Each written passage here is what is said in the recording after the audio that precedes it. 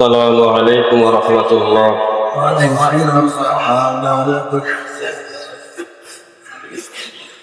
الحمد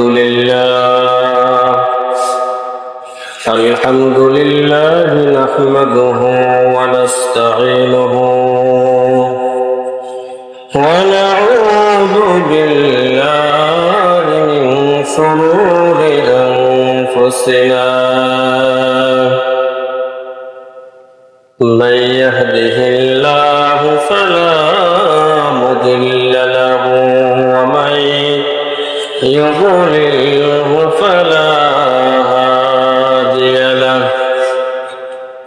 ونشهد أن لا إله إلا الله وحده لا شريك له ونشهد أن سيدنا وسندنا وحبيبنا ومولانا محمدا عبده ورسوله الذي أرسله الله تعالى بالحق بشيرا ونذيرا وداعيا إلى الله بإذنه وسراجا وقمرا منيرا أما بعد فقد قال الله تعالى في كلامه المجيد أعوذ بالله من الشيطان الرجيم وقضى ربك ألا تعبدوا إلا إياه وبالوالدين إحسانا إما يبلغن عندك الكبر أحدهما أو كلاهما فلا تقل لهما أف ولا تنهرهما وقل لهما قولا كريما واخفض لهما جناح الذل من الرحمة وقل رب ارحمهما كما ربياني صغيرا صدق الله العظيم. وقال تعالى في شان حبيبه إن الله وملائكته يصلون على النبي يا أيها الذين آمنوا صلوا عليه وسلموا تسليما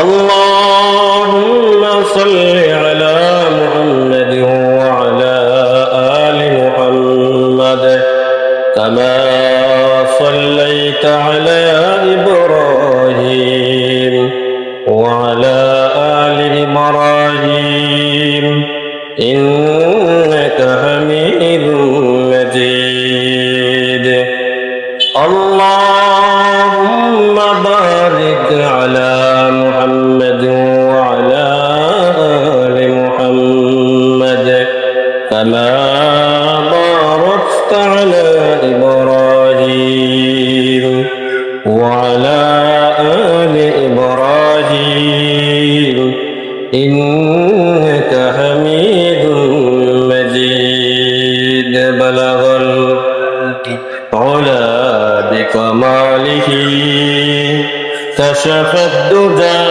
بجماله حسنت جميع خصاله صلوا عليه وآله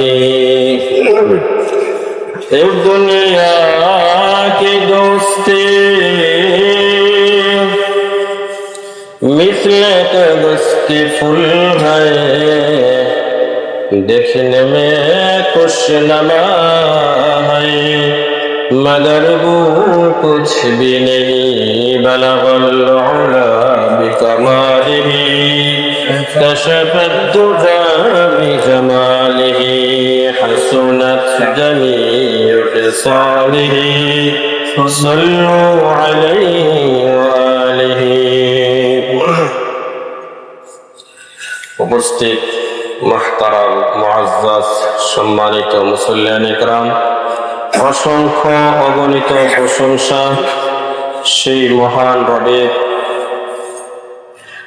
আমরা সর্বপ্রথম প্রশংসা করছি সেই মহান রবের, যিনি আমাদেরকে তাহার হুকুম 2 রাকাত নামাজ আদায়ের জন্য দুনিয়াবি সমস্ত ব্যস্ততা থেকে ফারেক করে, দুনিয়াবি সমস্ত কাজ কর্ম থেকে অবসর করে তাহার ঘর মসজিদে আসা তৌফিক দিয়েছে। সেজন্য শুকরিয়া আদায় করছি, আলহামদুলিল্লাহ। সম্মানিত উপস্থিতি, আমরা গত সপ্তাহে এই একই আয়াত তেলাওয়াত করেছিলাম বয়ান করার জন্য।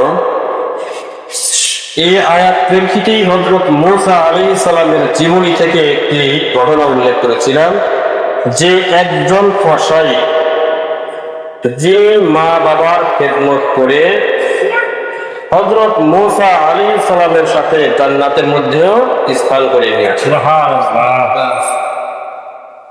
এই আয়াতের মধ্যে মা বাবার খেদমত প্রসঙ্গে মা বাবার সাথে কোন ধরনের আচরণ, এই আয়াতের মধ্যে আল্লাহ রাব্বুল আলামিন এই গুরুত্বটা বুঝিয়েছে, মা বাবার খেদমত সম্পর্কে আলোচনা করে বলেছে। সূরা বনী ইসরাঈল, এই সূরা 23 নম্বর আয়াতের মধ্যে এই মা বাবার গুরুত্ব নিয়ে, মা বাবার খেদমতে তাদের সাথে সুন্দর আচরণের গুরুত্ব নিয়ে সেই প্রসঙ্গে আলোচনা করেছে। আমরা জানবো হলো কোরআনুল কারীমের মধ্যে যেইভাবে বর্ণনা করছে, হাদিসের মধ্যে রাসূল কি বলেছে, সাহাবায়ে কেরামের যুগে এবং বুজুর্গানে দ্বীনের মধ্যে এই ধরনের খেদমত সম্পর্কে ঘটনা কি আছে, এগুলো আমাদের জানতে হবে, জানা উচিত। আমরা কোরআন থেকে আগে জেনে নেই আল্লাহ কি বলছেন সেটা জানি। আল্লাহ রাব্বুল আলামিন সূরা বনী ইসরাঈলের মধ্যে বলেন, وَقَضَى رَبُّكَ أَلَّا تَعْبُدُوا إِلَّا إِيَّاهُ وَبِالْوَالِدَيْنِ إِحْسَانًا وَقَضَى رَبُّكَ أَلَّا تَعْبُدُوا إِلَّا إِيَّاهُ وَبِالْوَالِدَيْنِ إِحْسَانًا وَقَضَى رَبُّكَ, আল্লাহ আপনাকে নির্দেশ করেছেন। নবী করিম সাল্লাল্লাহু আলাইহি ওয়াসাল্লামকে সম্বোধন করে আল্লাহ বলছেন, وَقَضَى رَبُّكَ أَلَّا تَعْبُدُوا إِلَّا إِيَّاهُ, আল্লাহ তোমাকে নির্দেশ করেছে যে একমাত্র আল্লাহর ইবাদত করবে, আল্লাহ ছাড়া অন্য কারো ইবাদত করবে না।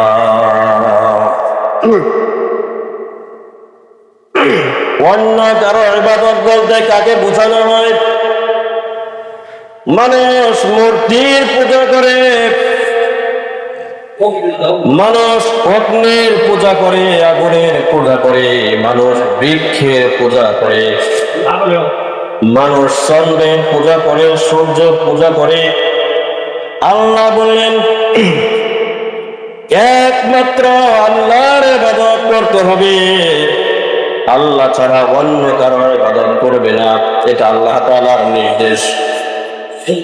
وبالوالدين إحسانا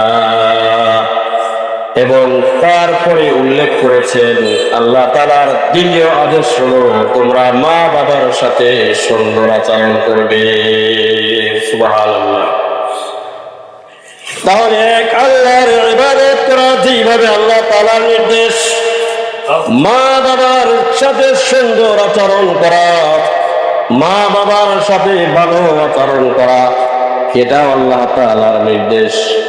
তার মানে হলো মা বাবার সাথে অসৎ আচরণ করা হলো মারাত্মক ধরনের গুনাহ।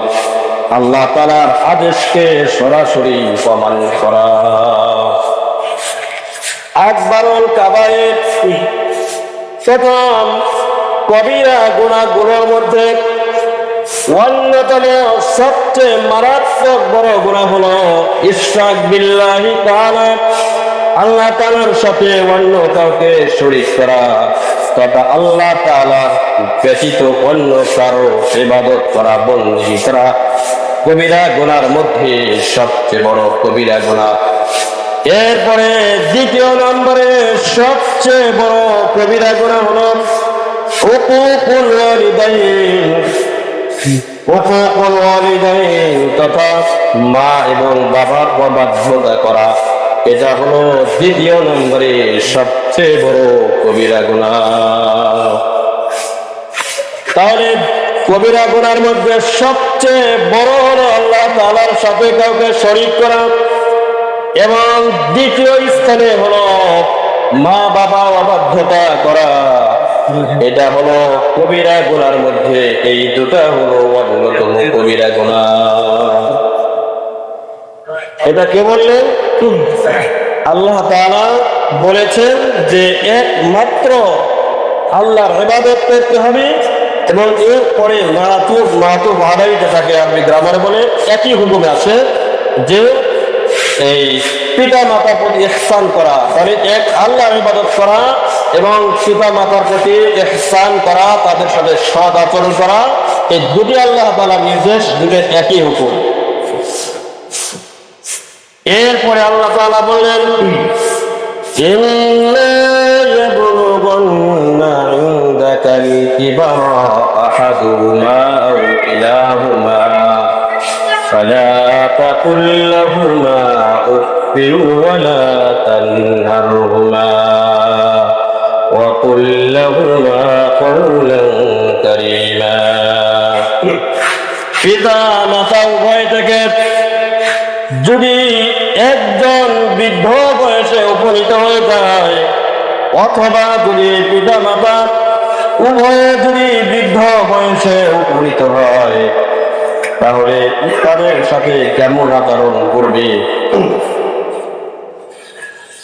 আল্লাহ রাব্বুল আলামিন বললেন ইন্না ইয়াবলুগান্না ইনদাকাল কিবারা আহাদুহুমা আও কিলাহুমা, যদি উভয় থেকে একজন অথবা উভয়ে যদি বৃদ্ধ বয়সে উপনীত হয়, ফালা তাকুল লাহুমা উফফিন ওয়ালা তানহারহুমা, তাদেরকে উফ শব্দ বলবে না, তাদের সাথে কর্কশ কোনো ভাষা ব্যবহার করবে না, উচ্চবাচ্য কোনো শব্দ ব্যবহার করবে না, ওয়ালা তানহারহুমা, তাদেরকে কোনো ধমক দেবে না। এখন একটি মনের মধ্যে প্রশ্ন হয়, বৃদ্ধ বয়সে যখন পিতা মাতা উপনীত হবে তাদের ক্ষেত্রে বলেছেন ধমক দেবে না, যখন পিতা মাতা যুবক থাকবে তাদের ক্ষেত্রে কিন্তু এইসব কথা বলা হয় নাই, এর মধ্যে হিকমত কি? মা বাবা অর্থাৎ যখন কোনো মানুষ বৃদ্ধ বয়সে উপনীত হয়ে